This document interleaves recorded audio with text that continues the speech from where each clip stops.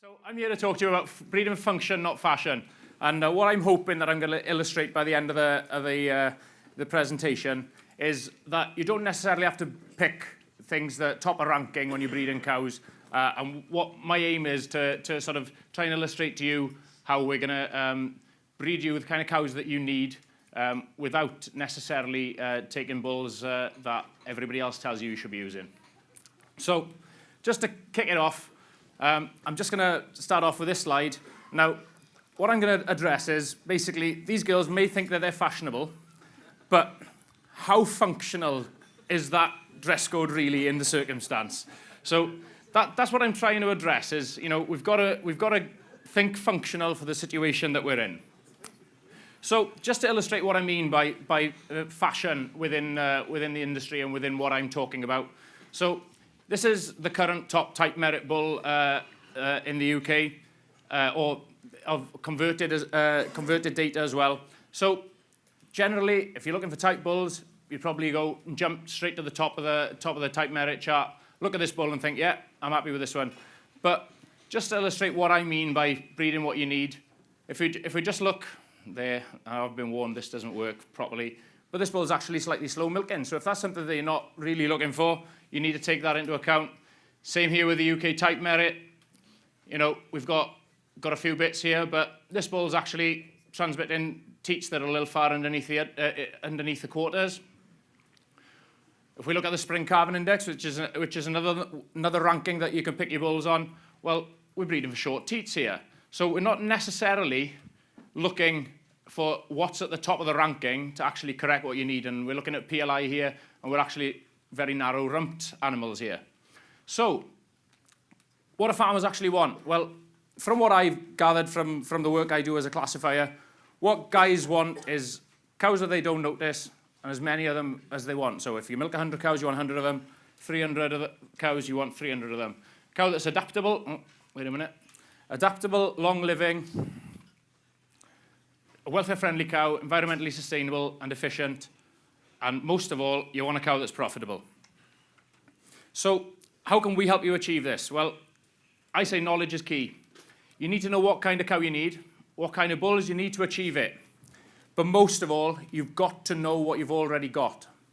It's no use saying, I want to breed a cow like line number 2 without knowing what the rest of the cows look like to get to that end goal. So, knowing what sort of cow you need. Now, a boat's a great mode of transport, but it's no good on dry land. So, you've got to think, what's your management system? How do you feed your cows? Your feeding regime? Are they grazed? Are they housed? High forage? High concentrates? So you need to think about what sort of cow you need to make profit on the system that you've got. What are your facilities like? What are the size of the cubicles, walking distances, standing times? You know, you think about the cubicle size. You are never going to park a bus in a car bay, right? So you make a cow that's too big for your system, she's not going to work, whatever you do. And you've also got to think about what your milk contract is like. Milk volume, constituents, what do you need? You know, if you're paid on liquid, you want to be breeding for high milk volume. If you're paid for constituents, you probably need to protect for constituents as well. So you've got to take these into account when you're selecting the sort of cow you need and the sort of bulls you want. So I'm going to make it really simple. Meet Polly. Polly's my purple cow. And I like Polly because she's purple. So how do I make 100 Pollys? So you'd think it's really easy. Purple cow, red cow, blue bull. Happy days, we've got a purple cow. But it isn't that easy because you've got so many variables. And if you think about the multiple traits that we've got when we're breeding cows, it's not as easy as just merging a pile of colours. So, as I said, the problem is variety that's within your herd. You are never going to make 100 Pollys when you've got all this variety going on. So you've got to think about what the answer is. So the solution, you've got to know your herd. You've got to know what you've got. Identify the traits of each animal that you want to correct. Identify then the bulls that will complement these traits. And mate cows with the aim of producing the cow that you want. So in my instance, it's Polly, my purple cow. So how do we do this? How do we address it? So one of the ways from our point of view is if you classify, but this is all about collecting data. It's not necessarily about classifying in its own right. It's about collecting data. But we are the only official UK and independent assessors of cattle. We correct 20 structural linear traits, classify the composite traits and final scores compared to official breed standards, and we collect that. The data that we collect produces all the official type data for the UK. So all the bar charts that you saw previously that will help you make those decisions that you need to breed the sort of cows you want is all data that we collect. So we are there to help you make better, more informed breeding decisions and improve the productive and financial value of your herd. So breed more of that cow that you don't notice. And our aim is to heighten stockman interest. So in this, what we want to do is breed you more pollies, but also when you're there, we want you to sort of sit back and look at your cows, the same as we're doing. See their faults, see how you can correct those faults to make the cows that you want. So it's so much more than the final score that we put on those cows. So just to illustrate this, if we just look at mammary class. Now this is heifers scored between 2000 and 2002. It's data that we've collected. Now heifers that scored with excellent mammaries actually produced milk for a lactation longer than those classified with poor mammaries. And also did it over a shorter period of time, so in less years and months than those with the poorer mammaries. So this equates to obviously more milk production throughout her lifetime, but also you can also equate this back to replacement rate as well. So the more time the cow is there, that means the less time, less replacements you're going to have to rear, so it lowers your cost there as well. And if we just sort of isolate some of the individual linears, if we just look at chest width, come on. Right, if we just look at the chest width, what we're looking for here is an intermediate optimum. So we're looking for balanced cows, not necessarily cows that are overly strong or overly narrow. So we don't really want the really, really sharp, razor-sharp ones with narrow chests. We don't want the ones that are built like bullocks. What we want is a nice balance, a heifer that's going to develop and grow. And as you can see, she's a higher lifetime yield, higher lifetime daily yield, and lives to a greater age than the animals at the two extremes. And then if we look at the next one, locomotion. Now what we're looking for here is an extreme optimum. So we're looking for cows that can locomote the very best. And this is proven as well in that we've got over 15,000 litres extra produced in the lifetime of cows that walk better than those that walk poorly. So it's all about identifying the faults and the qualities within your herd. So we're looking to increase lifetime yield, increase yield per day, increasing the longevity, and we're aiming here for an extreme of 9. So I'll just run you through then how we can equate this into the bulletproof. So just briskly run through the bulletproof here.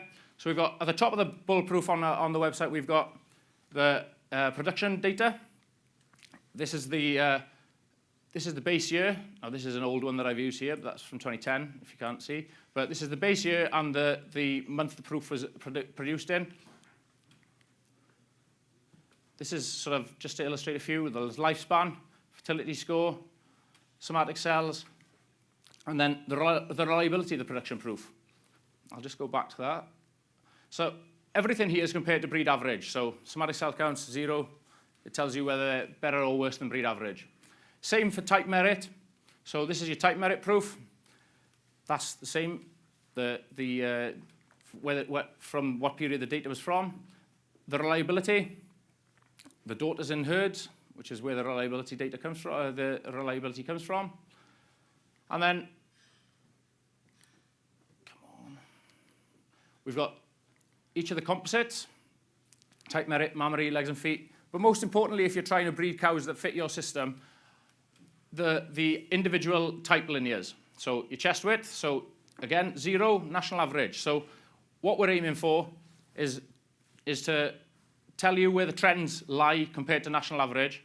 Same with forward attachment, and then locomotion. And then we've also got on the proof whether it includes genomics or not. So what we want people to understand is that you don't necessarily need everything to point one way or the other. This is all about the trends that bull offers for you. So if you need to correct a certain trait, You want to know what your cows are, and then you want to use this to help you pick the bulls that will improve that trait within your herd. So, interpreting the bull proof. So, you want to look for the complementary matings for your cows. These might not necessarily be the bulls that you assume are the best, not the ones that top the rankings. The linears don't have to point all the same way. The composites don't necessarily give you the picture of how to build a cow. The linears do. And the bull that you want might not be the one that has the extremes. It might be the one with the linear straight down the middle. The one with the real honest little linear straight down the middle of the line. Now, the tools that we've got at Holston UK that help you get to the point that you need, we've got Bull Selector. So you don't even have to be a member to use our Bull Selector program. It's available for all 5 breeds. And what this gives you is the chance to, if you like, make your own ranking. You can select the traits that you want. So you could isolate, let's say, chest width, angularity, locomotion, and select the bulls that offer exactly what you want for that. It's a fairly simple system. You filter through it in two easy steps. And you can, as it says there, you can filter your specific criteria, and you can use proven and genomic bulls through it. Now we've got part of the classification data that we collect. We've got Class Act. You can interactively analyze the classification results of your herd. It's uploaded straight after the visits. You've got 8 live reports. And it helps you quickly identify the strengths and weaknesses of your herd and the progress that your herd's making. So you can make these decisions that you need. So it gives you a picture of the general conformation of your herd, productivity, profitability. And what you can do is select individual traits. So if you want to breed, if you don't want to breed the poorest locomotion cows, we can take them out, isolate them, re-rank your list, and we can start again. And you can generate a breeding program that works for you. And then, using the data from both of those, we've got WebMate, which is just a normal mating program. It runs you 3 choices of bulls. It limits the semen to just what you want to use in the tank, or you can select other bulls, calculate inbreeding coefficients, and you can also, you don't even have to classify to use it. You can just, or milk record, you can just run it. As long as your pedigree, you can use a WebMate program. Now, what this gives you is that chance to, once again, breed those sorts of cows that you want. And you can add in here the sort of linears that you want for the cows. So you can select the sort of heifers that perform on your system, look at their structure, think about what they look like. You can put that data in there, and this program will run it so that the cows you're producing are the cows that you want. And then, obviously, we've got the breeding toolbox, which is a package that ties all these together. It has one simple login and helps you manage all those breeding lists, set the goals, and incorporates all the other programs that I've already mentioned. So, just to summarize, what our aim is that we want you to breed the sort of cow that you want. Which cows work for you, and you've got to think about their structure. You've got to think about the physical structure of those cows. What makes those cows last within your system? What makes them stand out and perform above their contemporaries? In knowing this, you've got to know the herd. You've got to know the faults that your herd have got. Set those goals for improving. You've got to have an understanding of bull proofs. Remember that 0.0 is breed average. It's not necessarily good or bad to have the linears pointed one way or the other. They just indicate trends. I also say higher the reliability, the more you know what you get on the tin. And use tools to help you. Classification is out there. Bull Selector, and it doesn't necessarily have to be ours. You can use mating programs, WebMate, etc. And if I have one message to give you, make the best use of what's available to you.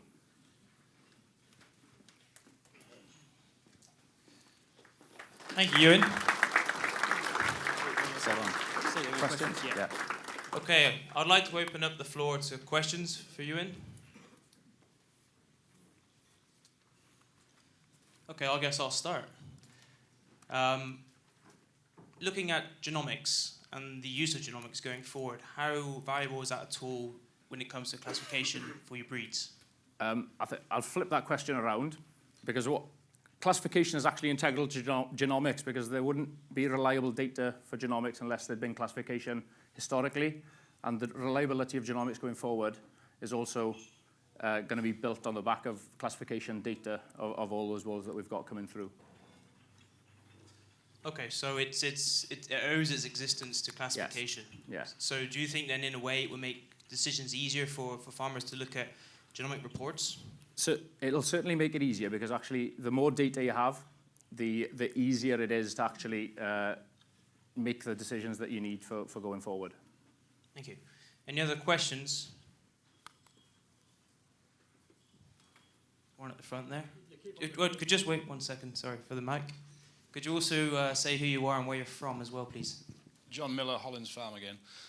You refer to the national average, but let's take Chesworth, for example. What would the national average on a linear scale be? Well, this is something that data that you can get if you're classifying herd. The national average does come up there, but the national average for Chesworth is somewhere around the 5. Because of the linear expression of the scale, national average for most of these is going to be around 5 because of the way the bell curve works. You should always see the linear scale should represent the population that's out there. So 1 is always going to be your narrowest, 9 is always going to be your widest, and you're going to get 5 is right at the middle of the top of the bell curve. So generally 5 is around the national average. Any other questions? Okay, perfect. Could everyone show their appreciation to Ewan, please, in usual manner? Thank you.